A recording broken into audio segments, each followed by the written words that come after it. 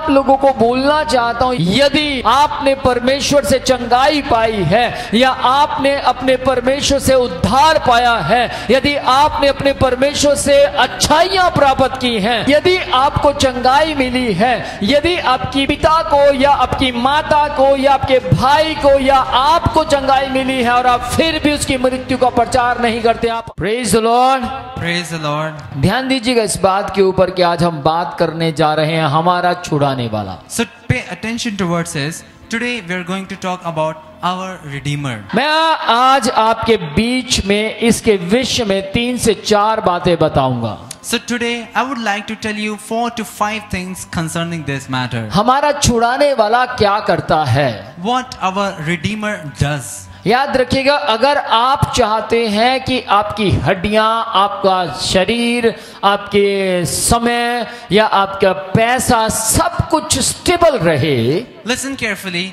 If you want that your body, your money, your wealth, your health and all of your being, you want that it should stay firm and stable, तो आपको अपने छुड़ाने वाले के साथ हर market में घूमना होगा। then you will have to roam here and there in each and every market along with your Redeemer. जब आप अपनी बाइक पर बैठे तो आपको अपने छुड़ाने वाले के साथ बैठना होगा। When you will sit on your bike, you will have to sit along with your Redeemer. जब आप अपनी कार में बैठे तो आपका छुड़ाने वाला आपकी कार में होना चाहिए। When you will sit in your car, then your Redeemer should be there inside of your car. जब आप अपने घर में हो तो आपके घर में आपकी पत्नी, आपके बच्चे ही नहीं बल्कि आपका छुड़ाने वाला आपके घर में होना चाहिए। So when you are in your home, not just your wife, not just your children, but even your Redeemer should be there present. आप जहां कहीं भी इधर उधर कहीं भी जाएं, आपको अपने छुड़ाने वाले को अपने साथ लेकर चलना है। Doesn't matter whether you go here and there, you will have to carry your Redeemer along with you.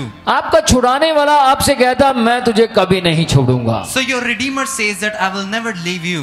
लेकिन ध्यान से सुनिएगा, कई बार परमेश्वर तो हमें पकड़ता है पर हम पकड़ में नहीं आते। So many times it happens that we try to, God tries to grab us, God tries to take hold of us, but we are never so close to God. कुछ साल पहले की बात है, मैंने एक मछुआरे को मछलियां पकड़ते हुए देखा। So many years ago, I saw a fisherman catching fishes. उसने मछली को पकड़ तो लिया, So he caught the fish. मछली कंडे में आ तो गई, So he caught the fish. पर जैसे उसको कंडे से बाहर निकाला और उसने मछली को पकड़ा, वो फिसलकर फिर से पानी में चली गई। So the very moment he tried to grab the fish, so suddenly it went away from him. याद रखिएगा चर्च, आप लोग भी मछलियों की तरह हैं, So listen carefully, church. You are also like the fishes. और आप लोगों को पकड़ने वाले का नाम छुड़ाने वाला है। And the one who has caught you, his name is Redeemer. वो आप लोगों को पकड़ चुका है, He has caught you all. वो आप लोगों को बुरे संसार के सागर से निकाल चुका है। He has brought you out of the evil sea of the world. लेकिन कई लोग उसके हाथ में होने के बावजूद भी फिसल जाते हैं। But some people, though being in his hand, they go away from his hand. कोई संसार में फिसल जाता है तो कोई अपनी अभिलाषाओं में फिसल जाता है। So some slip out of his hand in this world, or some slip out of into their attractions. बहुत बार बहुत से लोग बीमार होते हैं और ओछा वालों के पास चले जाते हैं, लेकिन फिर भी कहते हैं हम तो परमेश्वर पर विश्वास करते हैं। So there are a lot of people who fall sick and they go to the people who foretell the future and they say yes, we believe on the Lord Jesus, क्योंकि वो फिसल गए हैं। because they are slipping. आज हजारों लोग अपने जीवन के अंदर संसार की अभिलाषाओं के कारण फिसल जाते हैं। So thousands and thousands of people are slipping into their attraction because of this world. लेकिन मैं आज आपको बोलना चाहता हूं, परमेश्वर फिसलने वालों को भी और जो नहीं फिसले हैं उनको भी एक बात कहता है। But I want to tell you something, that the people who have slipped away and the people who have not slipped away yet,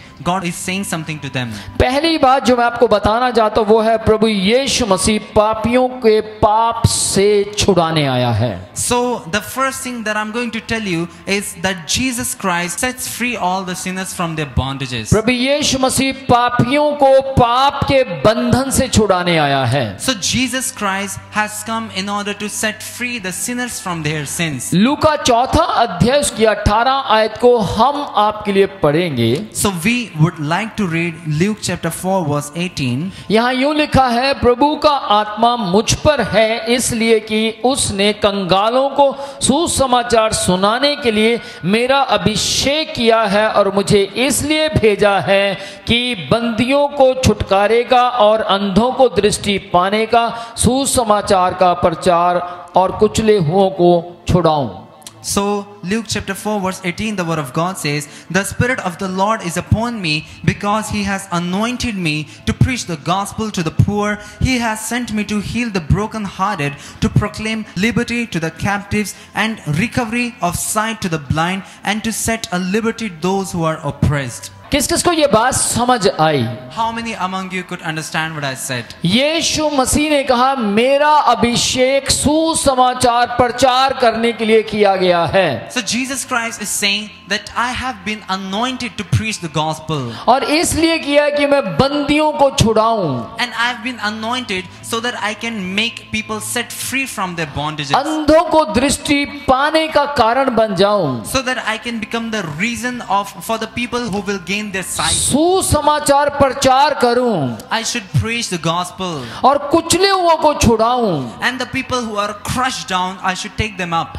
और ये जो वचन था, यीशु मसीह अपने लिए, खुद के लिए पढ़ रहे थे। And this word of God, this scripture, Jesus was reading for himself. क्योंकि यशाया 61 अध्याय की पहली और दूसरी आयत में ये भविष्यवाणी कर दी गई थी कि एक हमारे लिए इस दुनिया में आएगा और वो सबको सुसमाचार सुनाने का और बंदियों को छुड़ाने का कारण बनेगा। Because there was a prophecy which happened in Isaiah chapter 61 that somebody will come who will preach the gospel to the poor and the needy, and he will set free all the people that are in the bondages. यहाँ पर जो इन अंधों की बात हो रही है, वो अंधे नहीं है जो आंखों से अंधे हैं। So as we are talking about the blind people, they are not the blind people by their sight, by their physical eyes. यहाँ जो बंदियों के छुटकारे की बात हो रही है, ये वो बंदी नहीं है जो जेल में हैं। So if we are talking about the bondages, the people that are under the bondages, they are not in the jails, or they are not into the human jails. यहाँ जो कुचले हुओं की बात हो रही है, ये वो कुचले हुए नहीं है जो ट्रक के नीचे कुचल दिए जाते हैं, किसी गाड़ी के नीचे कुचल दिए जाते हैं,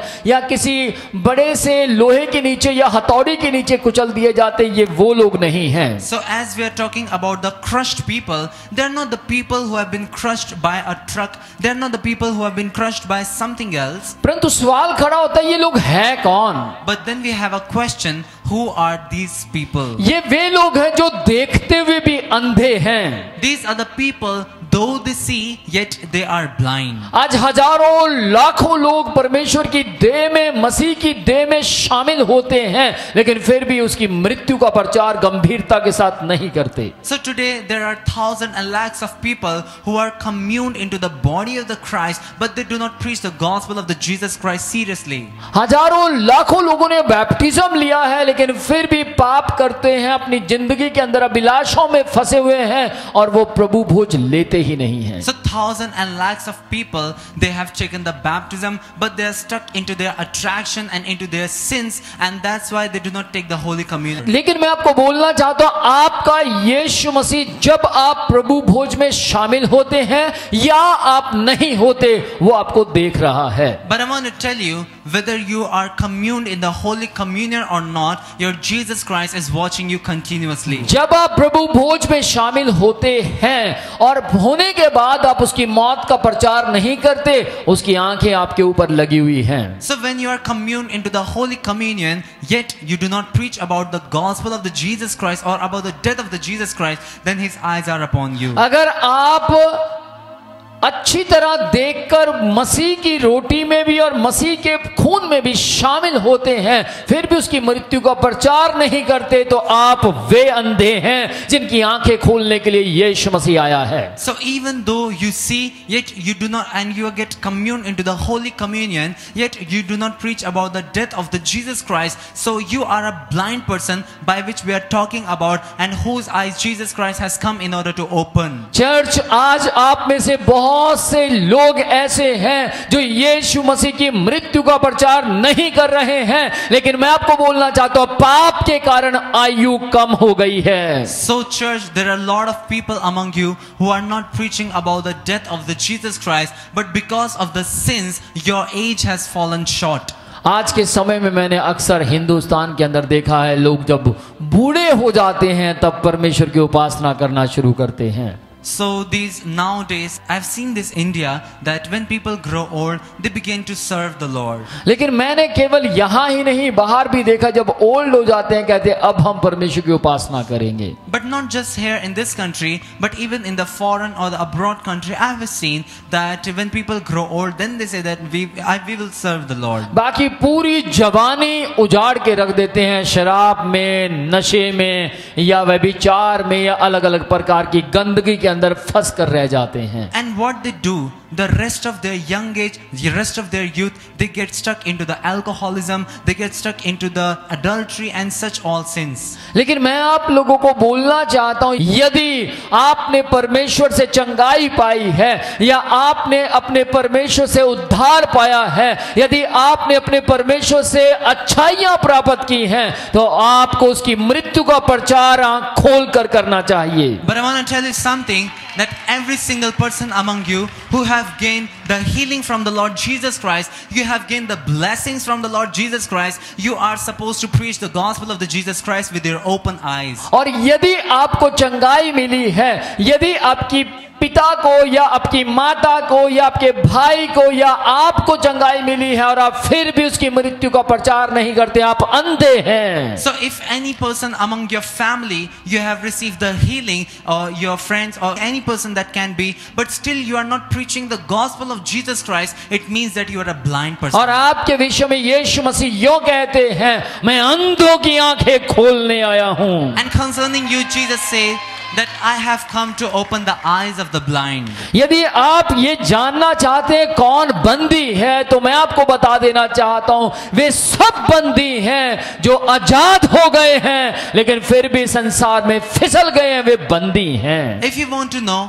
who are the people in the bondages, who are the bondage people, so every single person who have been set free but still stuck into this world, they are the people that are in the bondage. आज का संदेश आप में से बहुतों को अच्छा नहीं लगेगा, Today's sermon will not be so pleasant in every single person's eye, क्योंकि आज के संदेश से बहुतों की आंखें खुलने पर हैं। because today's sermon will open the eyes of many. आज का संदेश आपके जीवन के अंदर से बंधन को तोड़ देगी। So today's message will break the bondage in your life. आपके जीवन के अंदर आज जितने भी लोग छिपकर मोबाइल पर देख रहे हैं, इस वक्त किसी को क्या पता मैं देख रहा हूं या नहीं देख रहा हूं, लेकिन मैं आप सबसे कह देना चाहता हूं, आपको परमेश्वर बंधनों से छुड़ाने आया है। So every single person who's watching something wrong in their phone and they think that nobody is watching us, I want to tell you, Jesus Christ has come to set you free. हो सकता है आप केवल इसलिए channel को देखते हैं कुछ कमियां निकालेंगे, मैं आपको बोलना चाहता हूं, जो कमियां निकालने वाले वे अंधे हैं। Most probably, some people among you might be watching this video, this channel, so that you can point out mistakes. Every single person that is pointing out the mistake is blind. आप कमियां निकालने वाले बंधनों में फंसे हुए हैं। You are stuck in the bondages which are like pointing out on mistakes. लेकिन यीशु मसीह ने कह दिया है, मेरा अभिषेक तेरे लिए ही हुआ है। But the Jesus Christ has said that I have been anointed for you. मैं तुम्हारी आंखों को खोल दूंगा। I will open your eyes. मैं तुम्हें बंधनों से छुड़ा दूंगा। I will set you free from the bondages. आपके ऊपर चाहे बीमारियों के बंधन हो, चाहे आपके ऊपर कर्जे का बंधन हो, चाहे आपके ऊपर ब्लैक मैजिक का बंधन हो, हर बंधन को वो तोड़ने की सामर्थ्य रखता है। Even though the bondage of disease is upon you, the bondage of black magic is upon you, Jesus has the power to break that bondage. यदि आप बार बार फिसल जाते हैं, बार बार पाप में गिर जाते हैं, बार बार आप अपनी आत्मिकता से डाउन आ जाते हैं, इस बंधन से भी वो आपको छुड़ाने की ताकत रखता है। If you are falling continuously, if you slip back oftenly, then Jesus has the power to set you free from this bondage.